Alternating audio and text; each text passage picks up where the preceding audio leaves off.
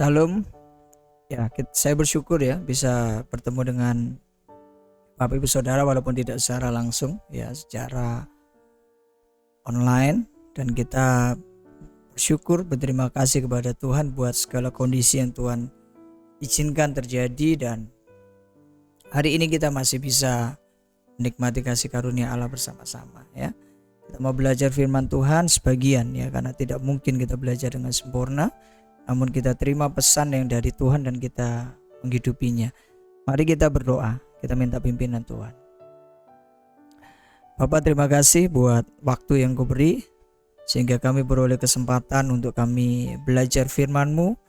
Dan saat ini Tuhan, kami mohon Roh-Mu memberikan kami satu pemahaman, memberikan kami satu pengertian, supaya kami Tuhan mendapatkan satu pesan bagi kehidupan kami yang kami dapat lakukan, yang kami dapat praktekkan, sehingga kami boleh hidup berkenan kepada Engkau. Berkati hamba-Mu Tuhan, sehingga ketika berbicara semuanya sesuai dengan apa yang Tuhan kehendaki. Terima kasih Bapak, kami bersyukur dalam nama Yesus, haleluya, amin. Ya, Bapak Ibu ya, terutama yang mengikuti firman Tuhan ini ya, sudah berumah tangga dan punya anak ya, tentunya terbiasa berinteraksi dengan anak gitu ya. Entah itu waktu mereka ini masih sekolah ya, mungkin ada yang masih sekolah, ada yang sudah kuliah, atau mungkin beberapa sudah anak-anaknya udah kerja, udah menikah ya. Tapi kalau mengingat dari mereka waktu masih kecil gitu, masih sekolah, itu kan sering ya kalau mereka deket ya dengan papanya atau dengan mamanya gitu. Jadi kalau papanya lagi keluar sebentar itu suka ditanyain, "Mah, papa di mana?" kan gitu. Saya sama anak saya kadang nanya, "Papa mana, Pak?" "Ma," gitu.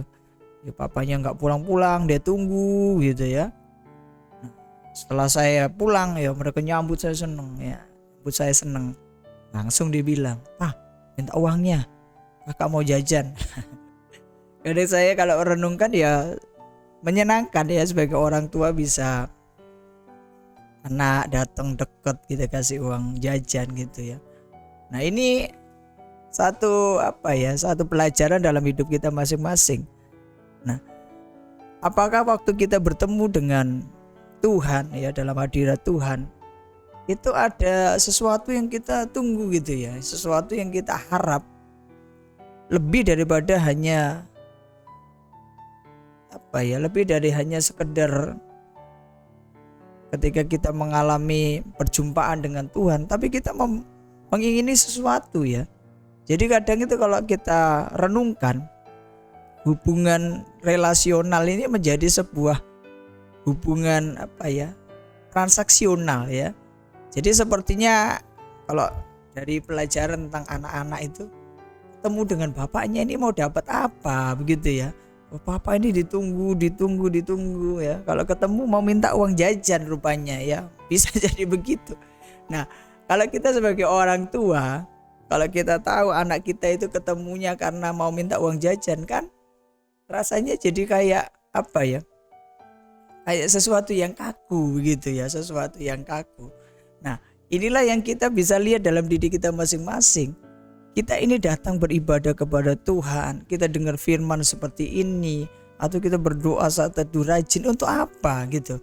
Oh, aku ingin hidupku ini hari ini lancar lah, usaha bagus, semua baik-baik. Nah, kalau hanya sebatas itu sebuah sebuah transaksi begitu ya. Kita datang, kita benar-benar Tuhan lihat kita tekun supaya Tuhan kasih sesuatu sama kita.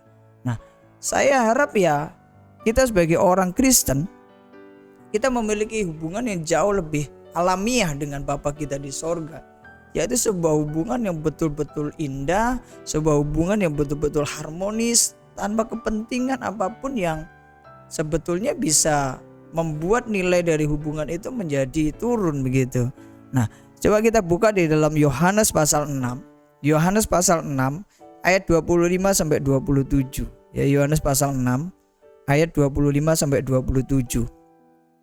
Ketika orang banyak menemukan Yesus di seberang laut itu, Mereka berkata kepadanya, "Rabi, bila mana engkau tiba di sini?" Yesus menjawab mereka, "Aku berkata kepadamu, sesungguhnya kamu mencari aku bukan karena kamu telah melihat tanda-tanda, melainkan karena kamu telah makan roti itu dan kamu kenyang. Bekerjalah bukan untuk makanan yang akan dapat binasa, melainkan untuk makanan yang bertahan sampai kepada hidup yang kekal, yang akan diberikan Anak Manusia kepadamu, sebab dialah yang disahkan oleh Bapa Allah dengan meterainya." Berbahagialah kita yang membaca, merenungkan, terlebih melakukan firman Tuhan.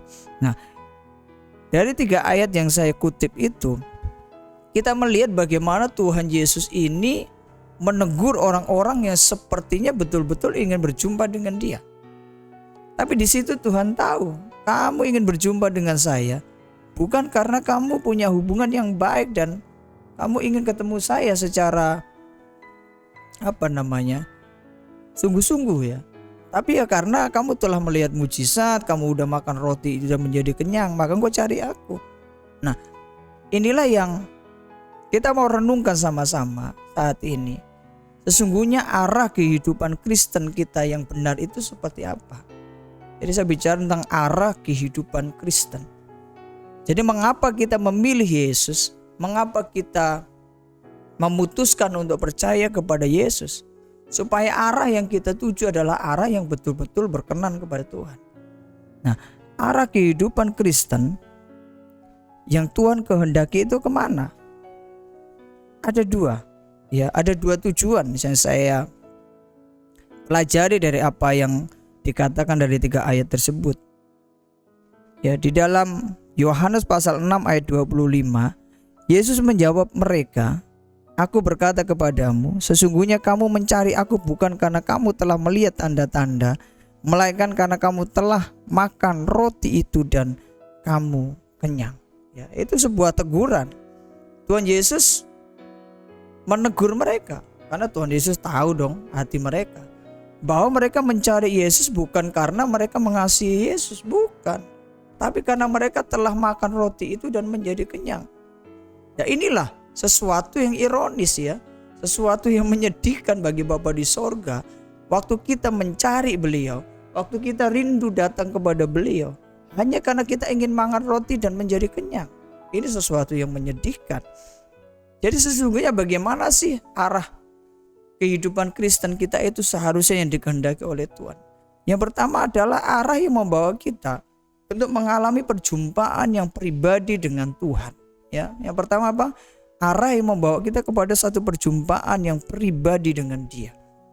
Ya, perjumpaan itu bukan sebuah transaksi, bukan tentang memberi dan menerima, bukan. Tapi tentang kerinduan kita untuk hanya berjumpa dengan Dia. Dan itu cukup membuat kita puas tanpa kita menginginkan apapun. Itu loh. Waktu kita beribadah, datang kepada Tuhan, berdoa sungguh-sungguh, apa sih yang kita kehendaki? Aku ingin merasakan Dia hadir dalam hidupku. Itu cukup. Dan itu membuat kita bersuka cita. Entah Dia menjawab doa kita atau tidak, itu tidak terlalu penting. Karena memang arah hidup kita adalah berjumpa secara pribadi dengan Dia.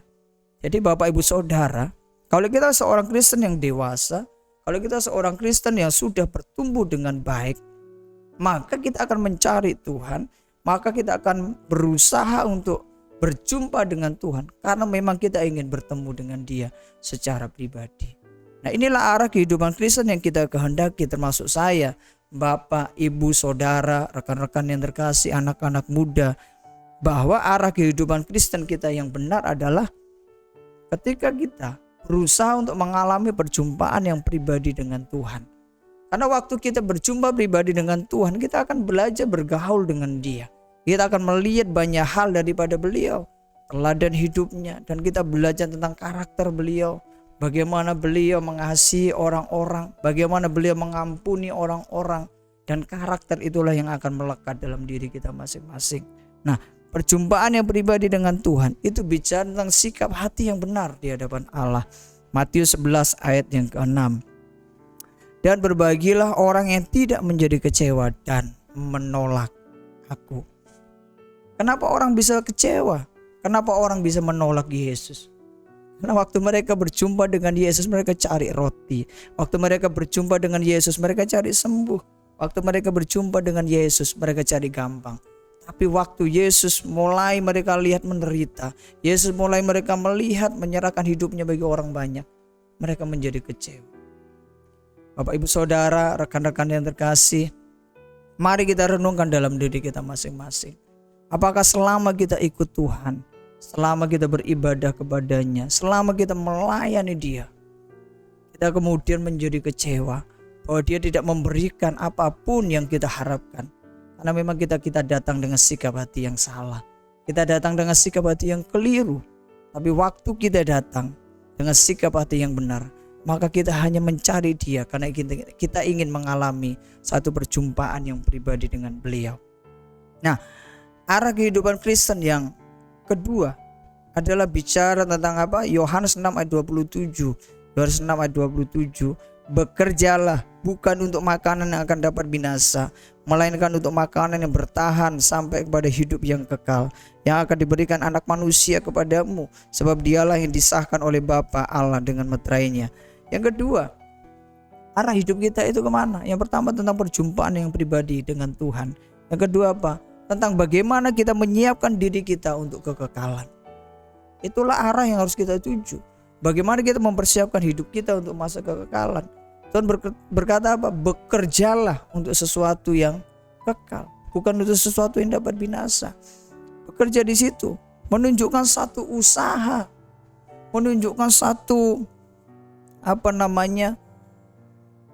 satu kegiatan yang membuat kita ingin mencapai sesuatu. Jadi kalau kita bekerja, saya melihat bagaimana kita mengisi hidup kita ini dengan sebuah tujuan yang Allah kehendaki. Saya juga sedang bekerja hari ini. Bekerja untuk apa? Untuk memperbaiki karakter-karakter saya. Yang sombong jadi rendah hati, ya kan? Yang kadang-kala gak jujur jadi jujur. Dan banyak hal dalam karakter kita yang sulit mengampuni, belajar mengampuni. Itulah yang bekerja untuk sesuatu yang kekal. Dan kalau kita terus mengusahakan itu dalam hidup kita, maka kita sedang menuju kepada arah yang benar. Waktu kita berjumpa dengan Yesus, maka kasih-Nya, kuasa-Nya, anugerah-Nya, karakternya akan melekat dalam kehidupan kita masing-masing. Karena kita sedang mempersiapkan diri kita masing-masing untuk masa kekekalan. Itulah arah yang kedua yang perlu kita miliki. Orang yang menyiapkan dirinya untuk masa kekekalan, dia akan berusaha untuk menjadikan dirinya memiliki karakter seperti Kristus. Roma 8:29. Sebab semua orang yang dipilihnya dari semula, mereka juga ditentukannya dari semula untuk menjadi serupa dengan gambaran anaknya, supaya ia anaknya itu menjadi yang sulung di antara banyak saudara. Ya itulah, waktu kita mempersiapkan diri kita untuk masuk kekekalan, maka kita akan mendorong diri kita masing-masing supaya kita memiliki karakter untuk semakin hari semakin serupa dengan Kristus. Bapak Ibu Saudara, rekan yang terkasih, mari kita arahkan hidup kita kepada arah hidup Kristen yang benar. Waktu berjumpa dengan Tuhan, kita gak punya motivasi yang lain kecuali kita mengalami perjumpaan yang pribadi dengan Dia. Waktu kita mencari Yesus, waktu kita sungguh-sungguh ingin berjumpa dengan Dia, kita sedang mempersiapkan diri kita untuk menuju kepada masa yang kekekalan. Nah, ini kan sudah bulan Agustus ya, saya bicara ini bulan Agustus. Ya, kalau kita bicara di bulan kemerdekaan ini ada undangan yang dibuat oleh Istana Negara ya, oleh Istana Negara kepada orang-orang yang dianggap penting ya untuk diundang ya, ada istana untuk mengikuti perayaan kemerdekaan Republik Indonesia. Nah, tentunya orang-orang itu waktu dia mau berangkat ya, dia mesti siapkan badan yang sehat ya, dia minum vitamin ya, dia istirahat yang cukup supaya waktu tiba harinya dia datang ke Istana Negara, dia gak sakit ya. Terus apa lagi? Wah, dia mungkin siapkan baju ya, dia cari kain yang bagus ya, kemudian dia jahitkan supaya pas dengan badannya.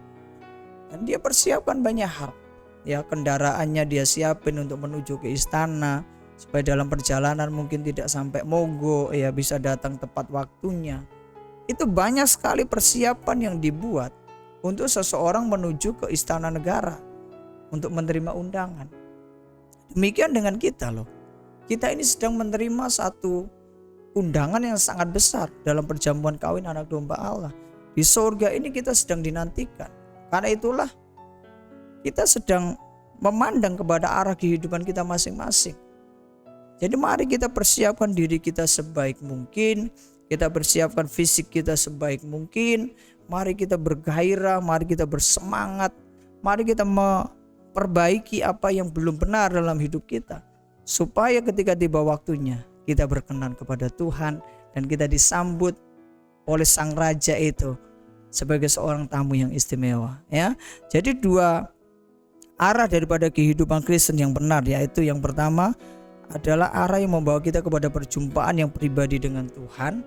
Yang kedua, arah yang membawa kita untuk mempersiapkan diri menuju kepada kekekalan. Ya, kalau dua perkara itu sudah kita miliki, saya percaya kita menjadi seorang Kristen yang penuh dengan sukacita. Waktu ikut Tuhan, apapun yang terjadi, kita nggak tolak dan kecewa akan Dia.